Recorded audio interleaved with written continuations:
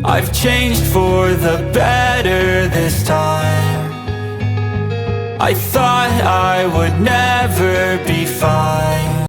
Kabayan, hello po mga kababayan at kalingap, kumusta po kayo? Muling nagbabalik, Analisa Reality Vlog. Tatapusin ko na po yung aking reaksyon na nakasalang. Sa totoo lang po, 2 araw na to, hindi ko talaga makumpleto yung pag-edit. So ito ngayon, may kinalaman po to doon sa usapang barbero. At dito ko kasi nakita at napatunayan na pagdating sa kalingap, wala hong palakasan. So 3 katauhan po dito ang aking bibigyan ng reaksyon. Una, si Kuya Bal. Napanood niya yung naging pagpuna ni President Virador doon sa isang barbero daw ng kalingap. And then, itong video upload ni President Virador naman, inireaksyonan siya ni Sangkay. Si Sangkay Lons po ay, kung hindi ako kakamali siya yung president ng Team Watchers, kung tama ba ako. So, bawat katauhan po ilalagay ko. Short clip lang, ang permission ho sa inyong lahat, Kuya Bal, Virador at kay Sangkay, para may resibo po ako dito sa aking kunting opinion o reaction lang sa aking mga napanood. Medyo kay President Virador siguro magtatatlong araw na kasi nung last na tingin ko 2 days ago, hindi ko pa ako natingnan ngayon. So ito ho yung sinabi ni Kuya Bal dito patungkol dito kung paano maging isang reactor ng kalingap. So panoorin ho muna natin ng sabay-sabay. Lihipin mo ang kalingap reactor, dapat magkaroon ng ID. At may certificate of membership hanggat maaari. Kasi po yung pahintulot, last year pa yon. Wala pang ID noon, wala pang mga certificate. Last year pa. Ay ilang taon na si Barbero nagkukontent? Higit ng 1 taon. So, 2026, dapat po magpasakop. Maging legit kalingap reactor para walang gulo. Hindi po baga? Okay mga kalingap, so yun po yung pahayag ni Kuya Bal. Doon po yung sa live niya. Pero bagong lahat, thank you po to mga subscribers, silent viewers, mga nagko-comment, nagla-like, nag-share, mga hindi po nag-skip ng ads, na nakasuporta sa aking community spotlight. Salamat po sa inyo at God bless po. Suportahan po natin sila Kuya Bal Santos Matubang, Ate Edna Vlogs, Kalingap Rab, Tsaka Tapia Matubang, and mga kasamaan ko pong reactors dito sa Kalingap. Ayan mga karepa reactors sa aking team. President po namin si President Virador, sa Team Watchers, Team Strikers, Team Bios, Team KOGR, may Silver Team, support po natin sila at syempre ang buong Kalingap tahanan. So yun po, sa mga nagnanais na maging reactor ng Kalingap, ayan, sinabi ni Kuya Bal, kailangan mayroong membership, yung ID. Paano ka magkakakuha ng ID? Kailangan maging member ka, magpa-member ka, magpasakop sa Kalingap. So yun, nandyan na yung paraan kung paano magiging legit reactor ng kalingap. So yun, banggit dyan ni Kuya Bal, kasi patungkol nga doon sa usapang barbero, yung pahintulot pala noon is last year pa. So meron na syempre bagong rules ngayon, nangyari, ayan may ID na nga, tapos yung membership. May certificate po kasi kami nakatunayan na isa kang legit reactor ng kalingap. Depende ho kung saang team ka nakalagay. So yun po yung nakasulat doon sa certificate. And then ngayon, kung saan nakuha ni Kuya Bal yun, yung mga binanggit niya patungkol kay Barbero. Kasi ho, ito naman ang naging pahayag dito ni President Virador. Siguro sabi nga niya, nakikita na niya dati pa itong si Kuya Barbero, pero hindi siya, ayun nga kay President Virador, hindi daw to, walang barbero yung kalingap. Baka kasi, naka-off-cam lang, off-cam ba, nagpapagupit sila. Kumbaga walang legit na, barbers talaga. Doon na nagpapagupit sila Kalingap Rab. Tapos yung permiso na yon na pwede siyang magreaksyon. Siguro, oo, pwede. Pero, nagkaroon kasi ng problema dito. Yung mga usapan na mga confidential lang, inilabas ng barbero na to. Kumbaga, binangunahan kasi doon na si President Virador. Kasi nga, may mga inaabangan na upload ni Kalingap Rab. At itong, tama yung sabi niya ni President Villarreal, natawa ako to. Sabi ko, sino ba itong bida-bida? Ano ba ito? Jollibee, bida ang sarap. Kaya pala bininsagan niyang Jollibee. Si tawag dito, si Barbero TV. Kasi nga, nag-una-una, inunahan si Kalinga Prab. Which is mali naman talaga yon. Manood kasi kay Kuya Bal para alam ninyo kung ano yung mga sinasabi niya, yung mga rules niya, ano yung mga nangyayari. Kasi ito talaga yung magiging paraan para hindi tayo makabiolate kung ano yung man yung mga rules na inilalabas dito ng Kalingap. So, katulad niyan, ang akala siguro ng Barbero TV, tuloy-tuloy pa rin, walang nabago.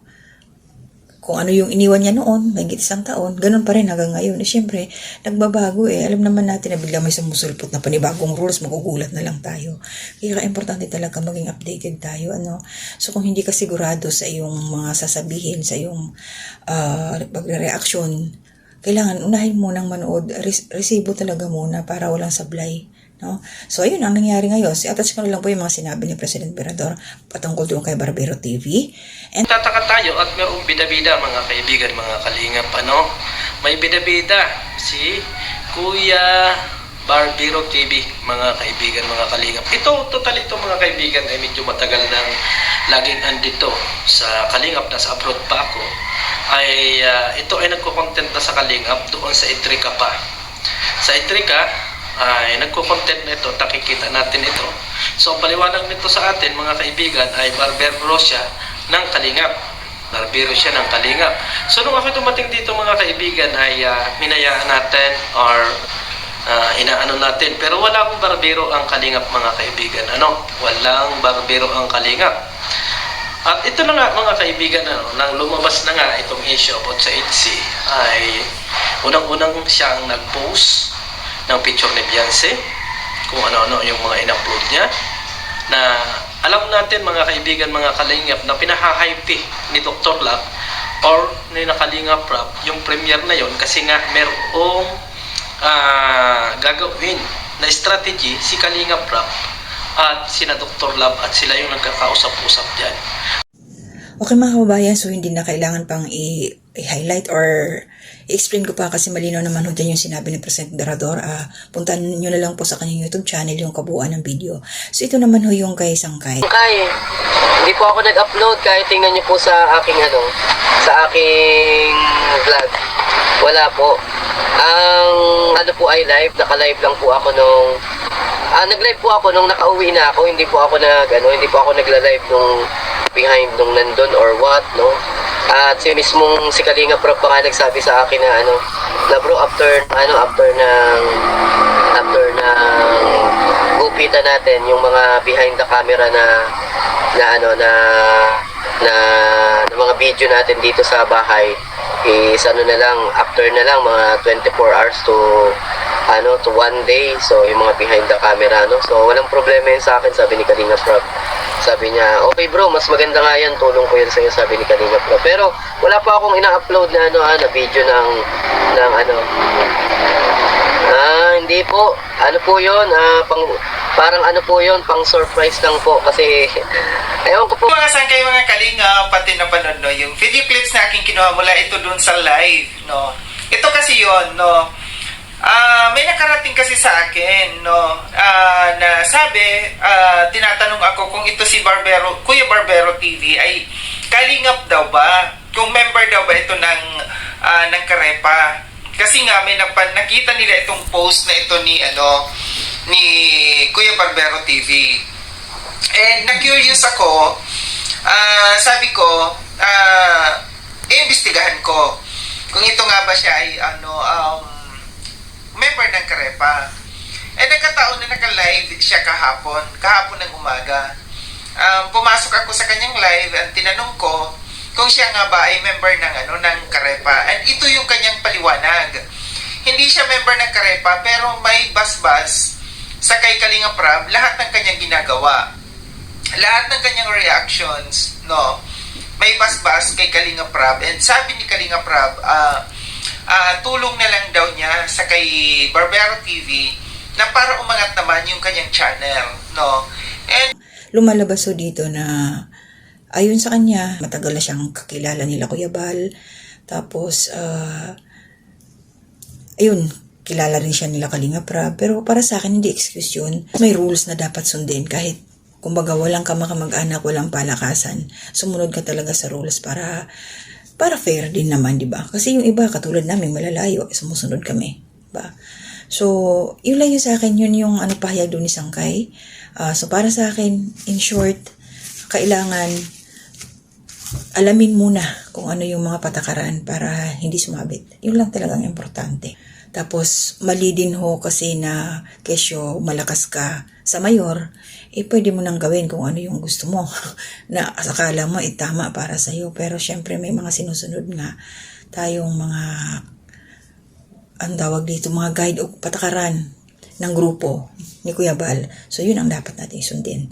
So, alam ko ano na to parang nabanggit dito ni Barbero TV na pupunta rin siya kay Kuya Bal. Balak rin niyang, gusto rin naman niya magpa-member. At nanghihingi naman siya ng pasensya. May napanood akong vlog niya na patungkol doon na, I think nung sa live niya, na doon kay Sangkay. Nanghihingi rin siya ng pasensya. So, yun lang yung sa akin. Mag-excel binawa itong leksyon sa lahat. Na hindi porket malapit ka sa kusina, close ka ni Kalinga Prab, kabady-bady ka ni Kalinga Prab, pwede na. Pwede mo nang pangunahan. Pwede ka nang magreaksyon. Kasi close ka doon So, huwag natin kalilimutan na meron tayong sinusunod na proseso para maging legal tayong reactor o makapag-topic about sa Kalingap. So, yung iba dyan na nagtatopic sa kanila, pakapalan nila ng mukha talaga. So, tutulang marami ang gumagamit ng marami ang nagtatopic sa Kalingap na hindi naman sila legit ba.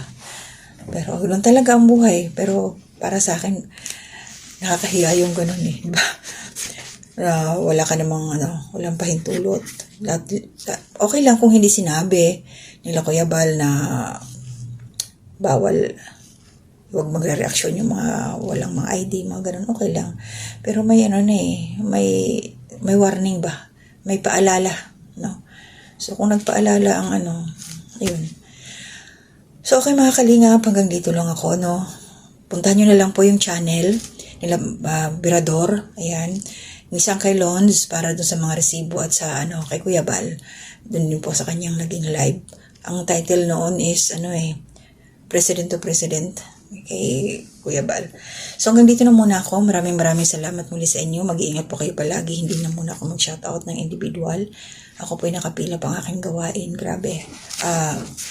Lobat sa self. So bye-bye po. Shoutout sa inyong lahat. Hanggang dyan lang muna ako. At hanggang dito na muna. Ingat po. To God be the glory.